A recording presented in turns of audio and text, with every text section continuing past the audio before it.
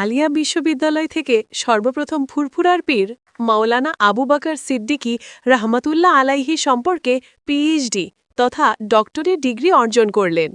দক্ষিণ ২৪ পরগনা ঘুটিয়ারি শরীফ মাখালতলা নিবাসী মাওলানা মোহাম্মদ আবুল কালাম লস্কর গতকাল ২২ সেপ্টেম্বর ২০২৫ কলকাতা পার্ক সার্কাসে আলিয়া বিশ্ববিদ্যালয়ে আবু বকর সিদ্দিক রহমতুল্লাহ আলাইহির ইলমি ও সামাজিক খেদমত সম্পর্কে গত ৬ বছর যাবৎ যে গবেষণা তিনি করেছেন তার সমাপনী পরীক্ষা সুসম্পন্ন হল।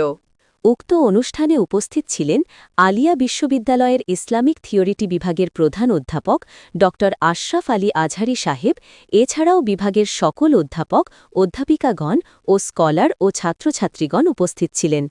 তৎসহ বাংলা বিভাগের প্রধান অধ্যাপক ড সাইফুল হক সাহেব ও কলকাতা বিশ্ববিদ্যালয়ের সিনিয়র অধ্যাপক ড ইশারাত আলী সাহেব সহ প্রমুখ উপস্থিত ছিলেন। বিকাল ৩টা থেকে দীর্ঘ ১ ঘণ্টারও বেশি সময় ধরে উপস্থাপনা ও প্রশ্ন উত্তর পর্ব সুসম্পন্নভাবে সমাপ্ত হয়। অতপর আখেরি মোনাজাতের মাধ্যমে অনুষ্ঠানটি পরিসমাপ্তি ঘটে।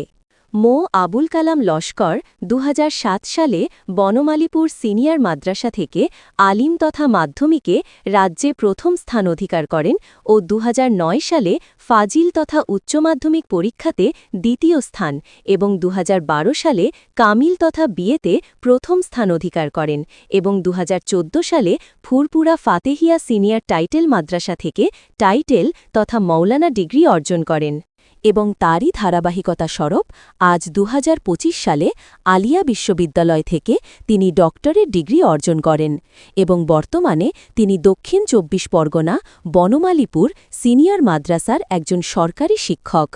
আমি মোহাম্মদ আবুল কালাম লস্কর। আমি বিগত ৬ বছর ধরে আলিয়া ইউনিভার্সিটিতে ফুরফুরার শায়েখ মাওলানা আবু বকর সিদ্দিক রহমতুল্লাহ আলাইহির উপরে যে গবেষণা করেছি, গবেষণার বিষয়টা আমার একটি পাঠ বা বিষয়বস্তু ছিল। দাদা হুজুর রহমতুল্লাহ আলাইহির সামগ্রিক জীবন নিয়ে আমার গবেষণা নয়। দাদা হুজুর রহমতুল্লাহ আলাইহি বা ফুরফুরার শায়েখ আবু বকর সিদ্দিক রহমতুল্লাহ আলাইহির এডুকেশন অ্যান্ড সোশ্যাল কন্ট্রিবিউশন, মানে তার শিক্ষা বা ইলমি এবং সামাজিক খিদমাতের উপরে তিনি যে অবদান রেখেছেন সে বিষয়ে আমি করেছি। তার কারণ হলো ফুরফুরার দাদা হুজুর রহমতুল্লাহ আলাইহি সম্পর্কে বর্তমান বাজারে আপনি অসংখ্য বই পাবেন যেখানে তার বিশেষ করে তার জীবনের উপর আলোকপাত করা হয়েছে এবং তার বিশেষ কিছু কারামতের উপর আলোকপাত করা হয়েছে। কিন্তু দাদা হুজুর রহমতুল্লাহ আলাইহি একটা জীবন্ত আদর্শ, একটা বিপ্লব। সেই বিপ্লবের সাথে যদি আমাদের সেই বিপ্লব সম্পর্কে আমাদের জানতে গেলে তিনি অ্যাকচুয়ালি শিক্ষাগতভাবে তার এলমি কী কী খেদমাত করেছেন এটা বাংলার মানুষের জানা দরকার বা পৃথিবীব্যাপী মানুষের জানা দরকার। এবং তৎসহ সামাজিক তিনি কী কী খেদমত করেছেন যা তার বাংলার মানুষ তথা ভারতবর্ষের মানুষ তথা পৃথিবীর মানুষ তার কাছে ঋণী। তিনি টোটাল তার জীবনের ১৮৪৬ সালে তিনি জন্মগ্রহণ করেছেন, ১৯৩৯ সালে তিনি ইন্তেকাল করলেন। এই ৯৩ বছর তিনি যে শিক্ষার উপরে যে খেদমাতগুলো করেছেন আপনি বহু পুস্তকে পাবেন। দাদা হুজুর রহমতুল্লাহ আলাইহি বাংলার বুকে কম বেশি ৮০০টার বেশি মাদ্রাসা, পূর্ব ভারত বিশেষ করে বাংলা, আসাম, ত্রিপুরা, বাংলাদেশ বহু জায়গা তিনি ৮০০টার বেশি মাদ্রাসা, ১১০০টার বেশি মসজিদ প্রতিষ্ঠা করেছেন। এই সমস্ত জায়গা থেকে বহু বড় বড় মানুষ তারা শিক্ষাগত যোগ্যতা অর্জন করেছেন, কিন্তু যার বদান্যতায় এই প্রতিষ্ঠানগুলো প্রতিষ্ঠিত হয়েছে তার সম্পর্কে মানুষ ওয়াকিবহাল নয়। তাই আমি বিশেষ করে দাদা হুজুর রহমতুল্লাহ আলাইহি তিনি যে অবদান রেখে গেছেন তার প্রতিষ্ঠিত সিলসিলা, তার প্রতিষ্ঠিত মিশনের মাধ্যমে বাংলার বুকে ১০২টো বর্তমানে যে ওয়েস্ট বেঙ্গল বোর্ড অফ মাদ্রাসা এডুকেশনের আন্ডারে ১০২টো সিনিয়র মাদ্রাসা আছে বা ৬১৪টা হাই মাদ্রাসা আছে। এই হাই মাদ্রাসা এবং সিনিয়র মাদ্রাসাগুলো সবই তার খলিফাদের দ্বারা এবং তার দ্বারাই প্রতিষ্ঠিত। এটা অনেক মানুষই জানে না। সেই সব বিষয়গুলো আমি আমার থিসিসের ভিতর আলোকপাত করেছি। এছাড়া বেশিরভাগ পুস্তকগুলো দেখবেন দাদা হুজুর রহমতুল্লাহ আলাইহি কারামতগুলোই শুধু তারা তুলে ধরে, কিন্তু দাদা হুজুর রহমতুল্লাহ আলাইহি তিনি যে শিরক এবং বেদাআতের বিরুদ্ধে এবং মুসলিম সমাজে যে সমস্ত কুসংস্কার ছিল তার বিরুদ্ধে যে তার সংগ্রাম, অবিরাম আজীবন যে সংগ্রাম তিনি করেছেন সেইগুলো আমি আমার থিসিসের মধ্যে বিশেষ করে উল্লেখ করার চেষ্টা করেছি। এছাড়া দাদা হুজুর রহমতুল্লাহ আলাইহি এমন কিছু বিষয় যিনি করে গেছেন তার সম্পর্কে আমরা জানি শুধু মুজাদ্দিদ তিনি, কিন্তু মুজাদ্দিদ হতে গেলে যে তার যে কাইফিয়াত, তার যে প্রসেস, তার যে কী কী যোগ্যতা লাগবে সেসব বিষয় নিয়েও আমি আলোকপাত করেছি। এবং আমি শেষ পর্যন্ত যেমন আমি আপনাদেরকে বলছি, যেমন হচ্ছে ডক্টর আব্দুর রশিদ সাহেব যিনি ঢাকা বিশ্ববিদ্যালয়ের ইসলামিক স্টাডিজ ডিপার্টমেন্টের একজন বিখ্যাত প্রফেসর। এছাড়া আপনি ডক্টর আবদুল্লাহ জাহাঙ্গীর রহমাহুল্লাহ আলাইহি, এছাড়া ডক্টর হাসান আব্দুল কাইয়ুম, এছাড়া বাংলাদেশের সুফি সাধক পুস্তক লিখেছেন ডক্টর গোলাম সাকলাইন। এই সমস্ত বিশাল বড় বড় যারা যোগ্যবান মানুষ পৃথিবীব্যাপী যাদেরকে স্বীকৃতি দিয়েছে, তারাও দাদা হুজুর রহমাতুল্লাহ আলাইহি সম্পর্কে ছোট ছোট নোট লিখেছেন, ছোট ছোট তারা গবেষণা করেছেন। সেই সমস্ত পুস্তক থেকে কম বেশি প্রায় 350 থেকে 400 পাতা, 400 বই, 350 থেকে 400 বই থেকে আমি আমার গবেষণার বিষয়গুলো আমি আমার থিসিসের মধ্যে উল্লেখ করেছি। আমার গবেষণার মধ্যে 5টি অধ্যায় রয়েছে।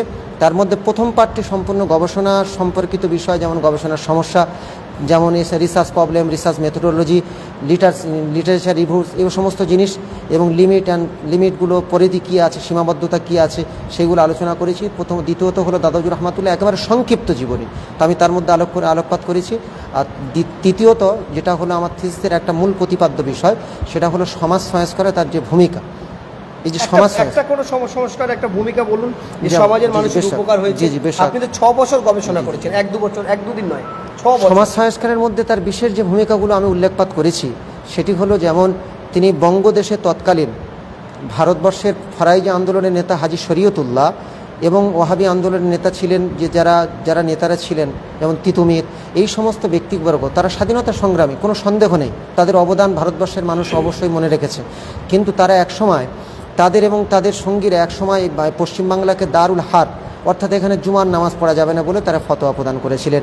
কিন্তু ফুরফুরার পীর মাওলানা আবু বকর সিদ্দিক রহমাতুল্লাহ এবং তার মিশনের তার যে সমস্ত খলিফা ছিলেন, তারা বললেন না, এখানেও অবশ্যই দারুল হার ভারতবর্ষ নয়, সুতরাং জুমার নামাজ এখানে পড়তে হবে। এই বঙ্গদেশে জুমার নামাজ পুনঃপ্রবর্তন, এটা আমি আমার পুস্তকের মধ্যে উল্লেখ করেছি।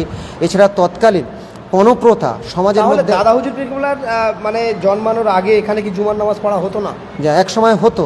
এই যে হাজী শরীয়তুল্লাহ, যিনি ভারতবর্ষের একজন স্বাধীনতা সংগ্রামী, এবং তৎসহ দুদু মিয়া, এই সমস্ত ব্যক্তিবর্গ তারা বললেন যে না, এটা ভারতবর্ষ দারুল হার।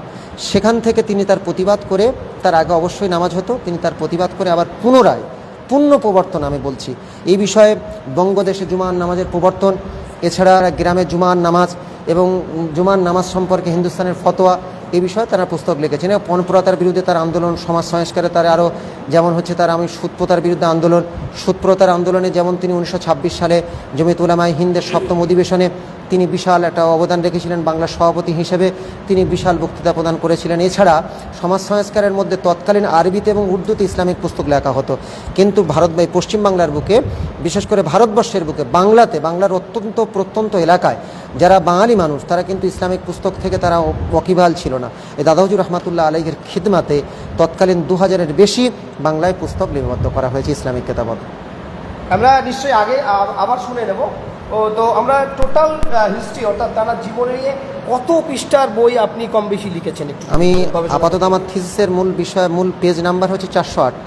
408, 1 থেকে 408। 408 পাতা। মানে আপনার শুনছেন যে দাদা হুজুর পীর কেবলার জীবনী নিয়ে 6 বছর ধরে গবেষণা করে 1 নম্বর পেজ থেকে 408, মানে এতগুলো পৃষ্ঠা তিনি বিভিন্ন বই পুস্তক পড়ে, সেখানে ঘুরে গবেষণা করতে গেলে যেটা লাগে সেটা তিনি করেছেন।